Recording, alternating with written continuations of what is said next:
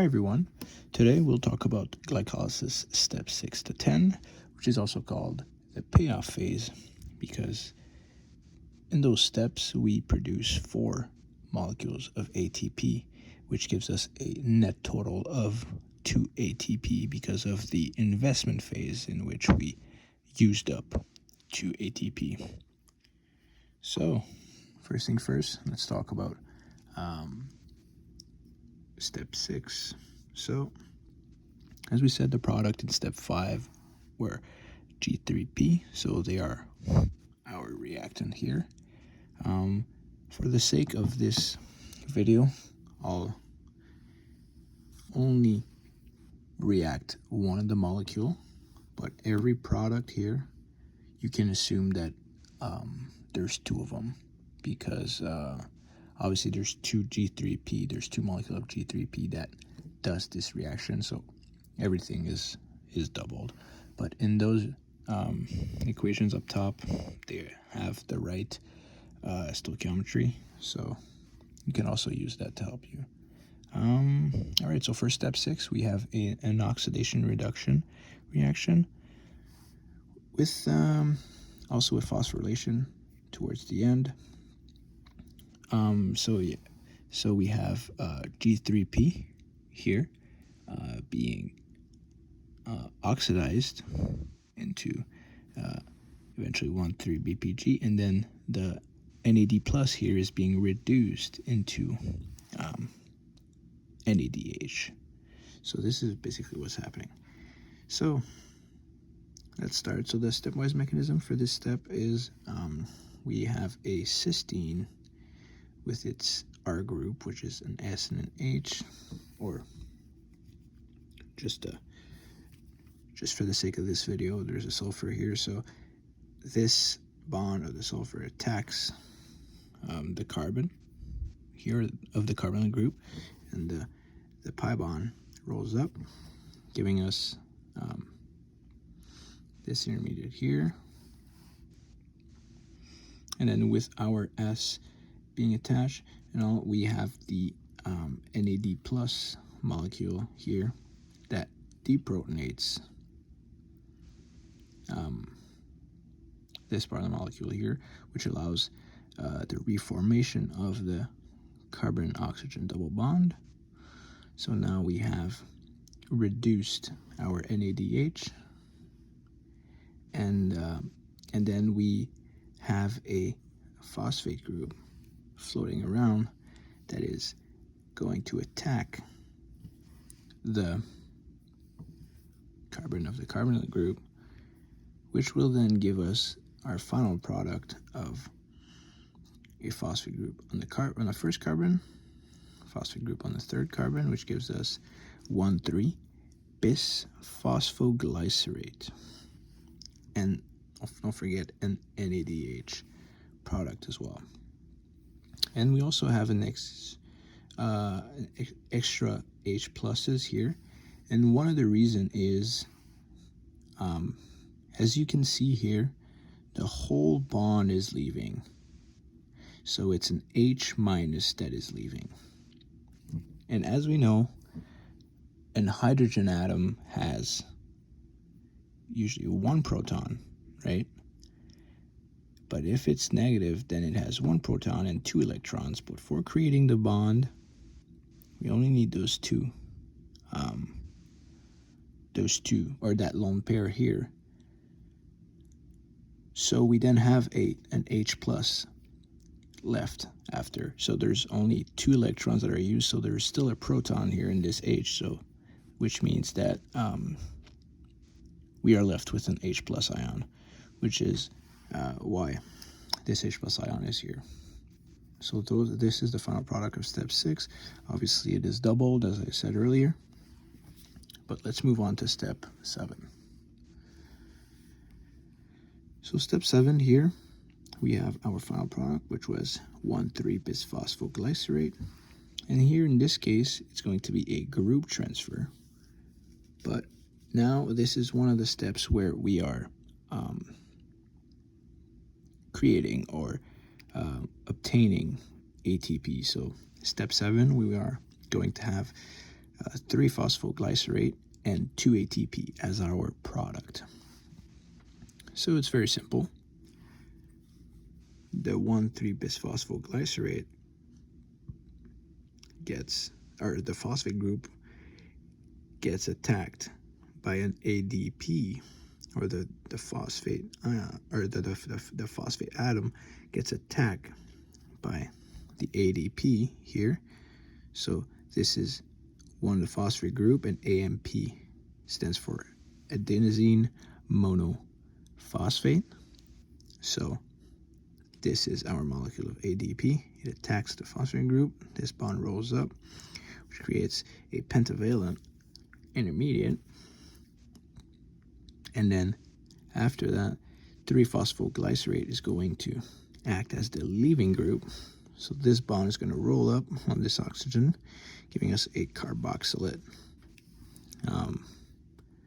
group here. And then this is going to allow this negative charge, or this lone pair, to roll down. And then we have our new molecule of ATP.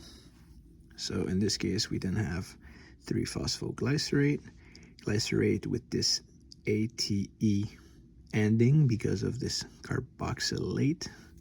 So this is a way that it can help you. So think about carboxylate, 3-phosphoglycerate. So that's how I use this to help me. But so then for one molecule of bisphospho, or 1,3-bisphosphoglycerate, we obtain 1 ATP and 1 3-phosphoglycerate. Obviously, as we mentioned earlier, everything is doubled, so we then have 2 molecules of 3-phosphoglycerate and 2 ATP as our product in the step 7 of the payoff phase. All right, now let's move on to step 8. All right, so step 8, we have our product from step 7.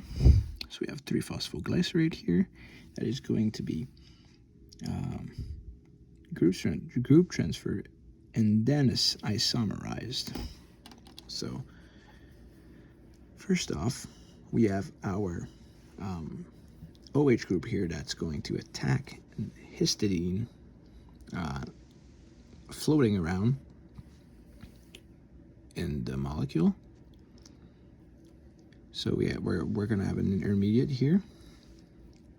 And then what happens after is this this nitrogen here is going to, or this bond here is going to roll up on the nitrogen, giving him its neutral charge. And then the 3-phosphoglycerate is going to be phosphorylated. But then this floating histidine here is going to reattack this phosphate group. This rolls up, and then it's going to so this molecule here, which is going to be our final product, which is 2-phosphoglycerate, is going to act as the leaving group. So it's going to leave and then allow this nitrogen to leave with this phosphate group. So it's basically, the only thing it's doing, it's just switching the phosphate group from the 3rd carbon to the 2nd carbon. By this one being phosphorylated, now they're both phosphorylated, and then this this histidine here is then dephosphorylating, or taking out this phosphate group, and giving us our final product, which is now 2-phosphoglycerate with our phosphorus group on the 2nd carbon. Now for step 9. Step 9 is basically a dehydration reaction. We're getting much closer to our final product, which, as we know, in glycolysis, our final product is 2 molecule of pyruvate, and obviously some ATP and NADH. But as far as the actual molecules that will then be used to keep doing cellular respiration, our products will be pyruvate. But then for this to actually occur, we will need we'll have this reactant here, which is our 2-phosphoglycerate from part 8. We will deprotonate this hydrogen from the middle carbon, allowing this bond to roll here, creating a C2C double bond, and then this to roll up. And then after that, we'll have this OH up top. Here we have an enzyme, one of the enzymes used to do this reaction, that's going to be deprotonated, and then this OH, deprotonating this H, allows us to have this dehydration reaction, which is going to give us H2O, and at the same time we have this roll up, and then this those lone pairs here roll down, giving us the final product here, which is phosphoenol pyruvate. Here we can see that, you know, an enol, which is a carbon-carbon double bond with an OH. Here there's the H missing, but because it's a phosphate group, then we have phosphoenol, and then pyruvate. So this is what we have for step 2, or sorry, step 9. One of the reason we do this is because this is a very unstable product, ready to be deprotonated and or not deprotonated, sorry, but phosphorylated, dephosphorylated in the step 10, which is going to give us our final source of ATP. So we go to step 10.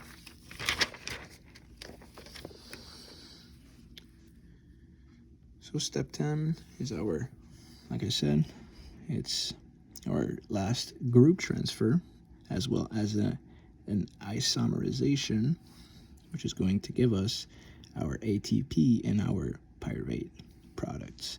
So here we have our phosphoenol pyruvate that's going to be attacked by an ADP. So the phosphorus here is going to be attacked by the ADP. This bond rolls up, and then we have this pentavalent intermediate, and then this molecule is going to act as the leaving group, allowing ATP to be formed. And then here we'll have a little isomerization reaction where this double bond attacks an acid, or acts as a nucleophile to protonate. This bond here is going to attach to this carbon, so it's going to protonate this carbon, allowing this alcohol to be deprotonated, and then the 2 electrons are going to roll down, creating a carbonyl group. So then we obtain our product, our final product, which is pyruvate and obviously ATP. In this case, because everything is doubled, as I said earlier, we also have 2 ATP as products.